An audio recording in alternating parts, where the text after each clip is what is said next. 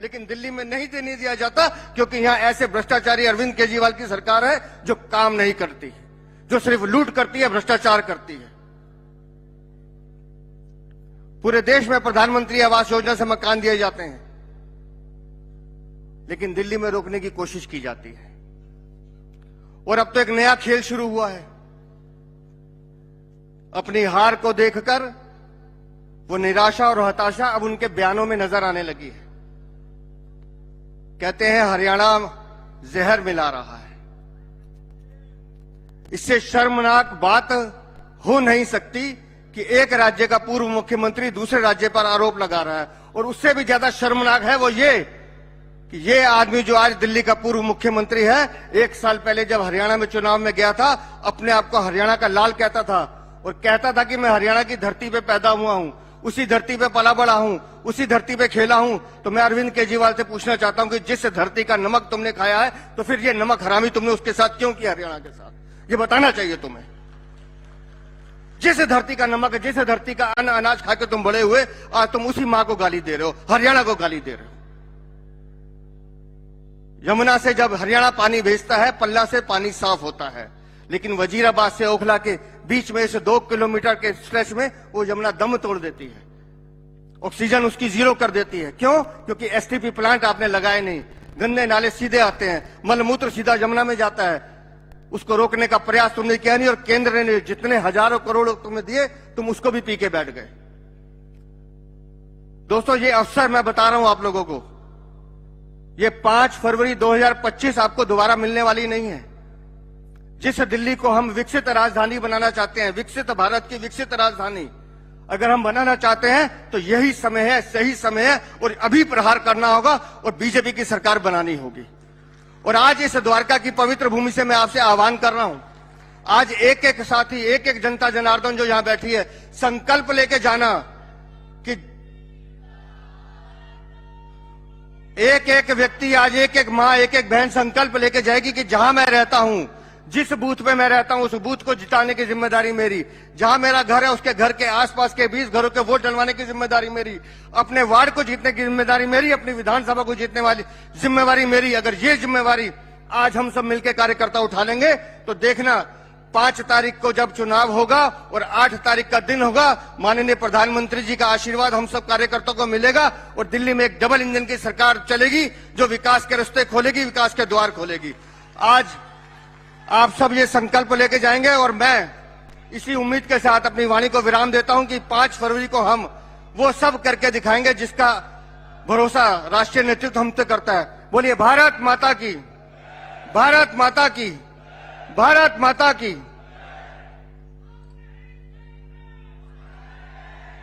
अब नहीं सहेंगे, बदल कर रहेंगे। एक सरकार जन कल्याणकारी योजना, basic infrastructure, develop India, digital India, गरीब किसान, युवा, महिला को लेकर कैसे चल सकती है, इसका उदाहरण आदरणीय प्रधानमंत्री श्री नरेंद्र मोदी जी ने दुनिया के सामने पेश किया है। जमीन से उठे हैं, जमीन से उठे हैं, जमीन की कद्र जानते हैं, मेहनत करने वालों की, मेहनत करने वालों का दर्द जानते हैं। आधी समस्याओं को ये यूं ही हरा देते हैं, क्योंकि झूठों की बातों पर बस मुस्कुरा देते हैं। तो ऐसे आदरणीय प्रधानमंत्री श्री नरेंद्र मोदी जी, हमारे मार्गदर्शन के लिए आज हमारे बीच में, आपका बहुत बहुत धन्यवाद। प्रधानमंत्री नरेंद्र मोदी श्री जिंदाबाद। मोदी जी, मोदी मोदी मोदी।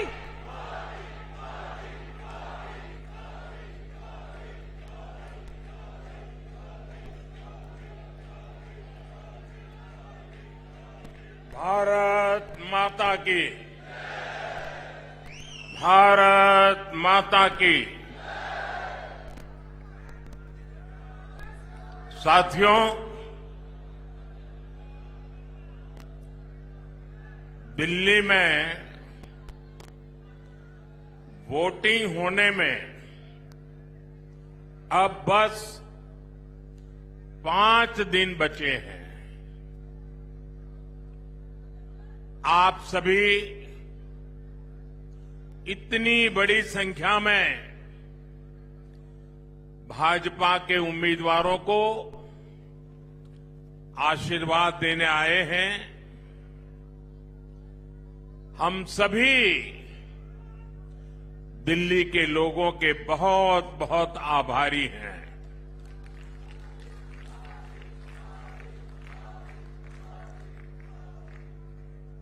दिल वालों की दिल्ली ने ठान लिया है।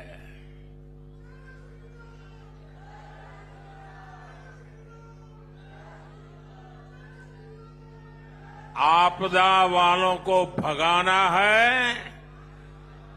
इस बार भारी बहुमत से भाजपा सरकार बनाना है।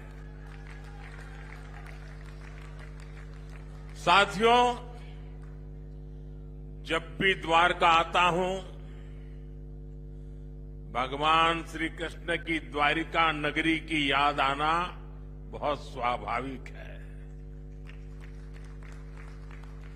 ये मेरा सौभाग्य है कि मुझे गुजरात में द्वारिका की सेवा का मौका मिला और यहां दिल्ली में द्वारका की सेवा का भी अवसर मिला है।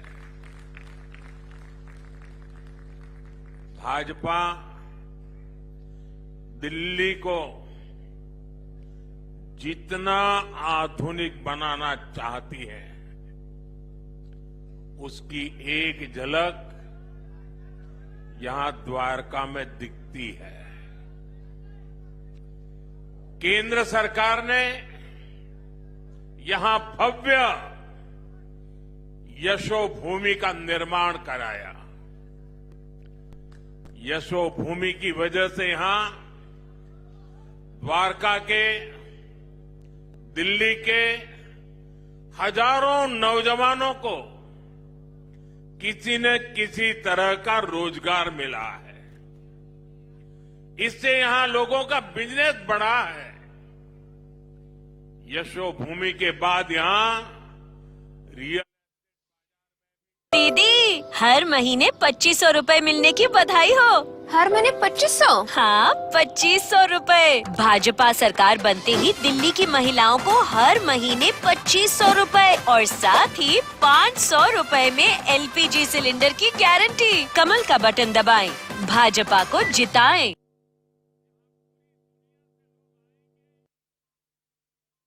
टूरिज्म, व्यापार, कारोबार, सब कुछ फलेगा, फूलेगा। यहां केंद्र की भाजपा सरकार जो भारत वंदना पार्क बना रही है, ये भी पूरे देश के लिए एक मॉडल होने वाला है।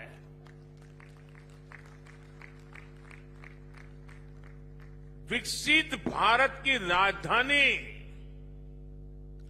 ऐसी ही होनी चाहिए। पूरी दिल्ली में ऐसा ही विकास होना चाहिए। दिल्ली शहर ही नहीं, दिल्ली देहात के गांव भी देश के गांव के लिए मॉडल बने, ऐसा विकास भाजपा करेगी। और इसी विश्वास के साथ आज दिल्ली एक सुर में कह रही है, अब की बार, अब की बार, अब की बार।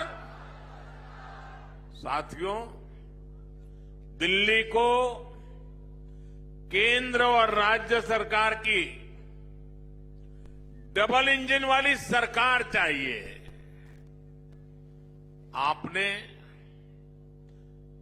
पहले कितने ही साल कांग्रेस को देखा, फिर दिल्ली पर आपदा वालों ने कब्जा कर लिया। आपने मुझे देश की सेवा करने का बार बार अवसर दिया है। अब आप मुझे डबल इंजन सरकार बनाकर दिल्ली की सेवा करने का भी मौका दें।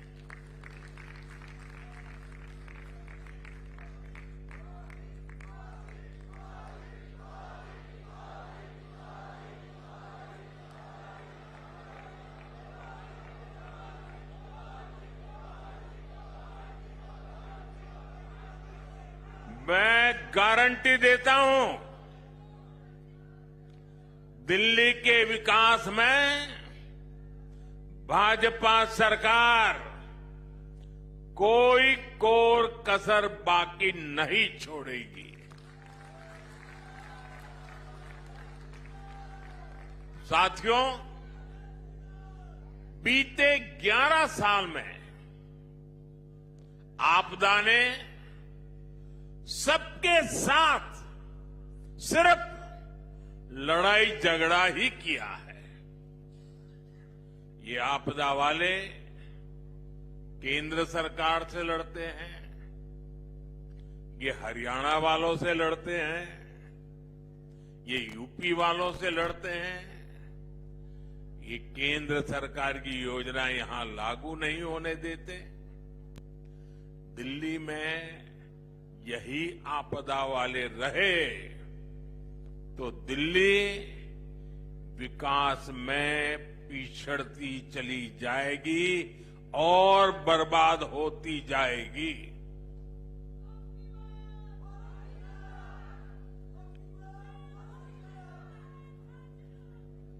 दिल्ली वासियों, दिल्ली में तकरार वाली नहीं, तालमेल वाली सरकार चाहिए।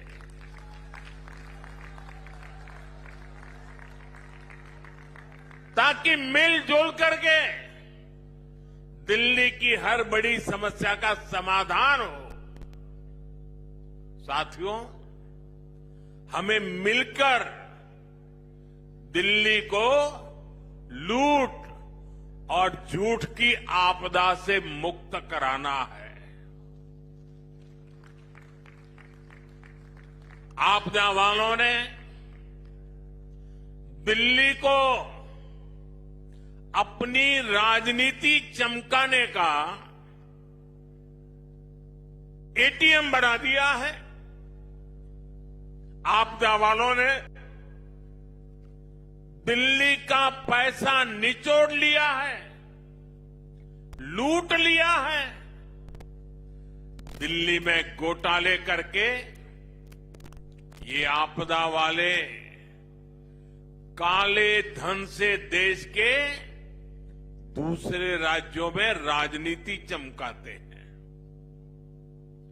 जब दूसरे राज्यों में चुनाव लड़ने के लिए इन्हें पैसा चाहिए होता है, ये दिल्ली के लोगों की जेब में डाका डालना शुरू कर देते हैं। इसलिए दिल्ली के लोगों को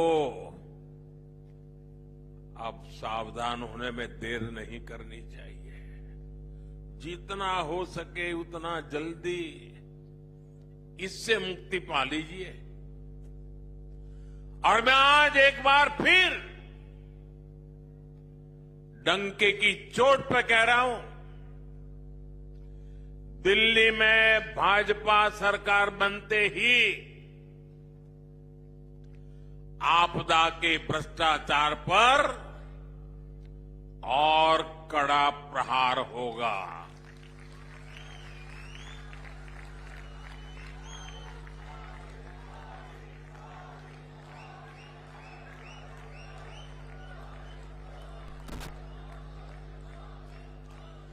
जिन्होंने दिल्ली को लूटा है, उन्हें लौटाना ही पड़ेगा।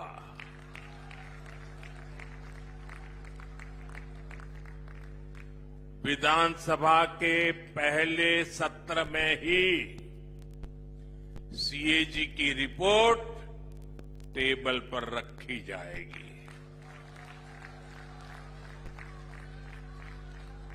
इस सीएजी रिपोर्ट में आपदा सरकार के घोटालों का जिक्र है और वो इसे दबाकर बैठी है।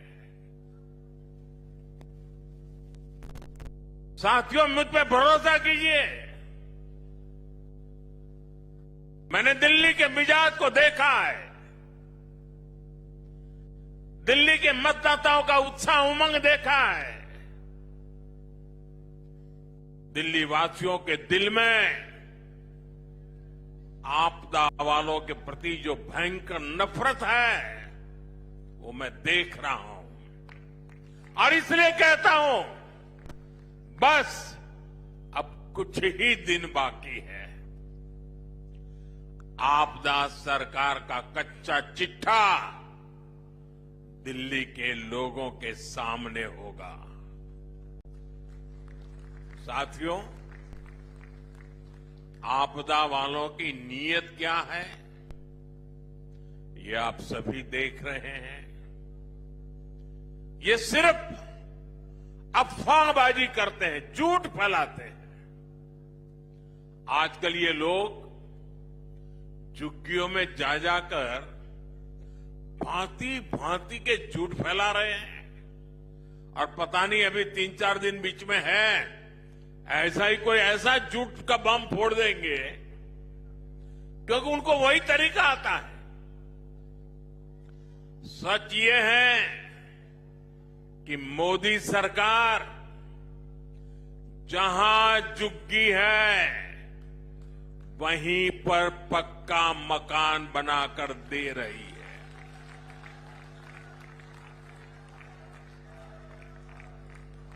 और सिर्फ 4 दीवारें नहीं, ऐसा घर जिसमें अपना टॉयलेट,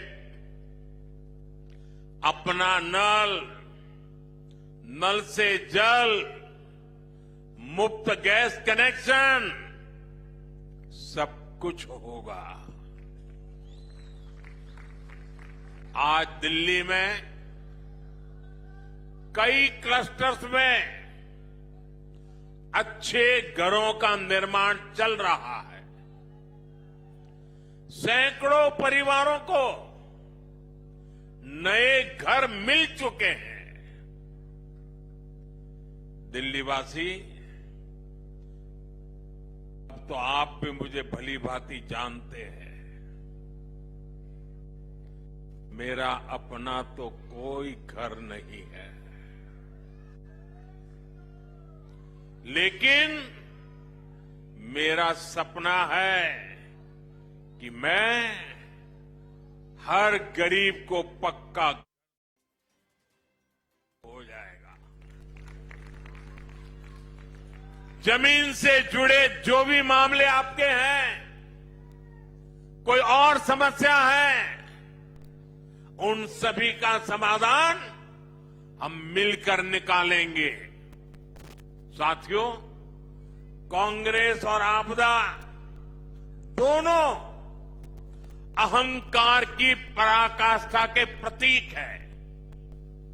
ये आपदा वाले खुद को दिल्ली का मालिक बताते हैं, बहनों को कहते हैं कि वो उसका रक्षा कवच है।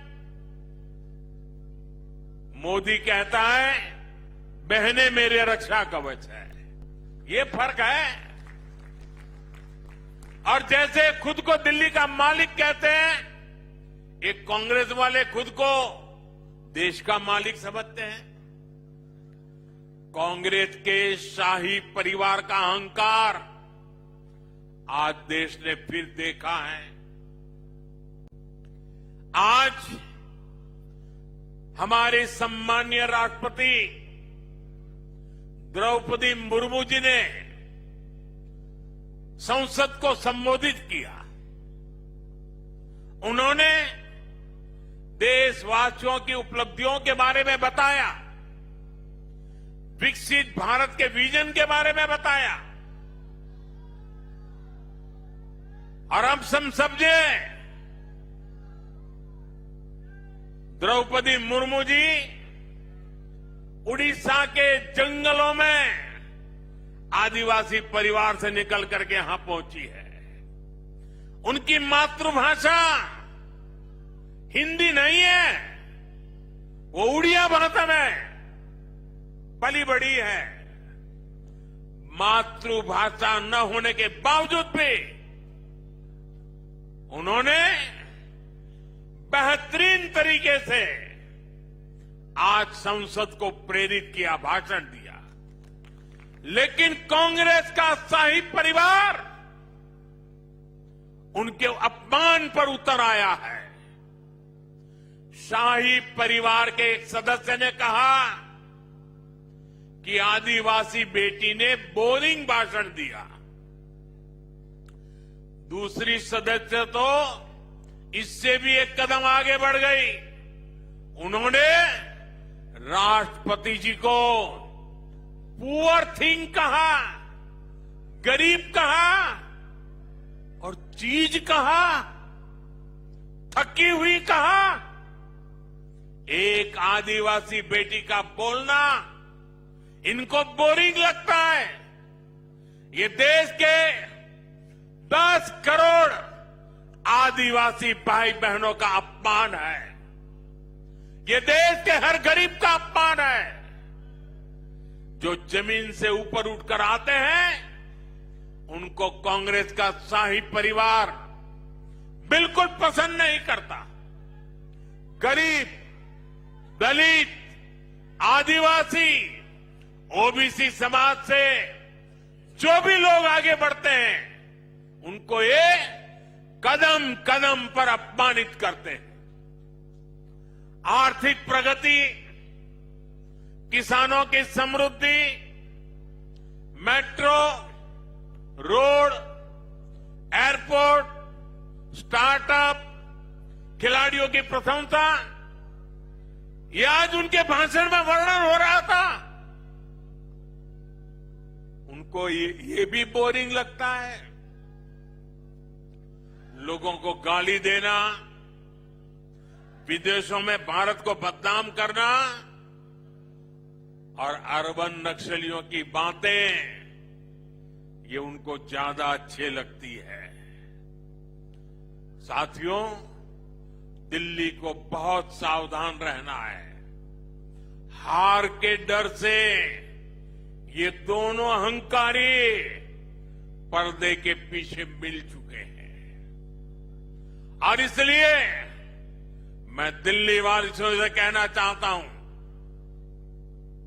मुझे आपकी सेवा करनी है। मैं आपके लिए समय देना चाहता हूं और मैं आपसे सिर्फ इतना ही मांगता हूं कि 5 तारीख को घर से निकल के भारी संख्या में पोलिंग बूथ पर जाइए, गाजे बाजे के साथ जाइए। 20-20, 25-25 लोग ढोल थाली बजाते बजाते जाइए, घंटी बजाते जाइए। ये लोकतंत्र का उत्सव है। पूरे दिल्ली में उत्सव का माहौल दिखना चाहिए